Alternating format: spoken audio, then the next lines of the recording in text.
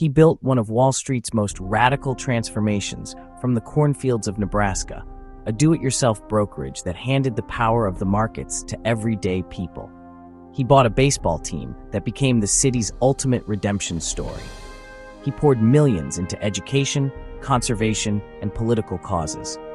And he generated controversies that forced the public to confront how private beliefs intersect with public responsibility. This is the story of Joe Ricketts, a relentless builder, a complicated philanthropist, and a figure whose influence stretched from trading terminals to ballparks and beyond. It's a story of innovation and ambition, but also of missteps, backlash, and the lasting consequences of wealth and power in modern America. John Joseph Joe Ricketts was born in 1941 in Nebraska City, a small Midwestern town where work ethic mattered more than pedigree. He grew up far from Wall Street in an environment that rewarded persistence and self-reliance. After high school, he attended Creighton University in Omaha, graduating in the late 1960s with a degree in economics. It was there that he developed a lasting interest in markets and systems, not just how money moves, but who gets access to it. Ricketts' early career followed a traditional financial path. He worked at firms like Dun & Bradstreet and Dean Witter, gaining first-hand experience in the brokerage business. But the more he learned, the more dissatisfied he became with how the industry operated. Investing, he believed, was unnecessarily expensive and overly controlled by gatekeepers who profited from complexity and exclusivity. Rather than accept that structure, Ricketts decided to challenge it. In 1975, he co-founded First Omaha Securities, a small brokerage firm based in Nebraska. The idea was deceptively simple: offer lower-cost trading and empower individuals to manage their own investments. At the time, brokerage commissions were fixed, information was scarce, and ordinary investors were largely dependent on brokers to execute trades. Ricketts saw an opportunity to upend that model.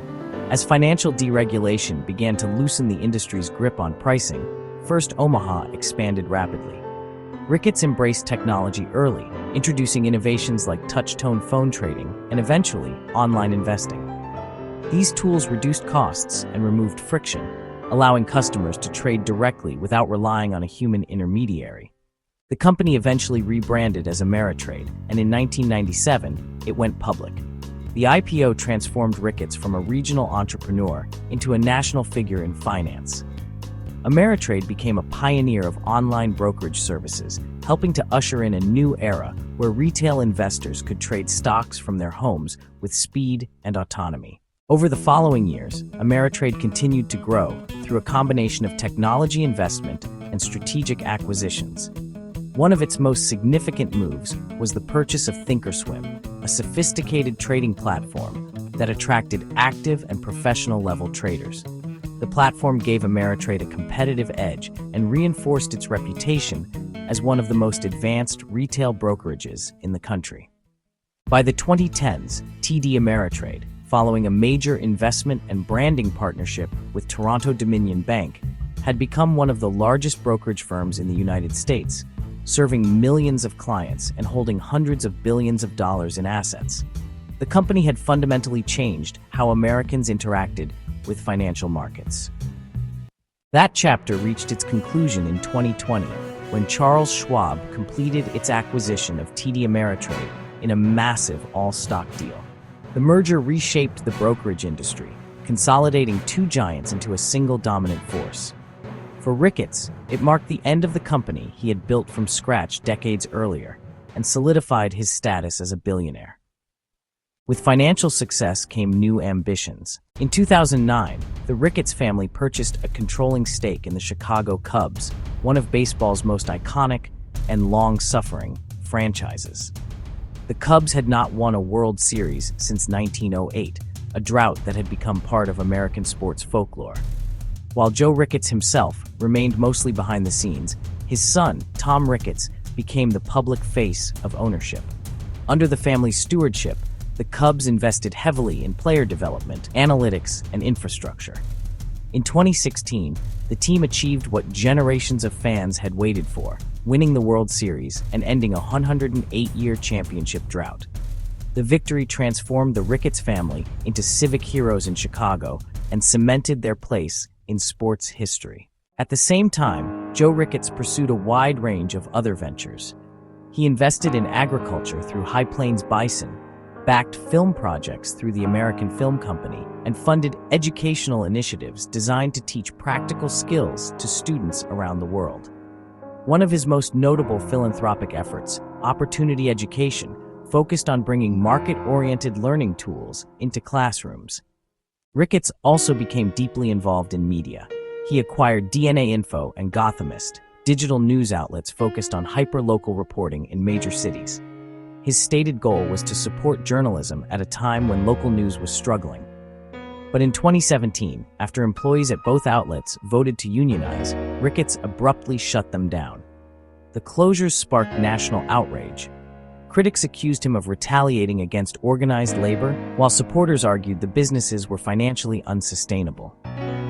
Regardless of intent, the decision became a defining moment in discussions about media ownership, labor rights, and the fragility of local journalism in the digital age. Ricketts' influence extended even further through politics. A committed Republican donor, he funded conservative causes and advocacy groups focused on fiscal restraint, lower taxes, and limited government. His political spending made him a powerful figure behind the scenes, and his family's involvement in public office brought additional scrutiny. That scrutiny intensified in 2019 when a series of Joe Ricketts' private emails were leaked to the press. The messages contained racially insensitive jokes, Islamophobic remarks, and conspiracy-driven commentary about public figures. The reaction was swift and severe.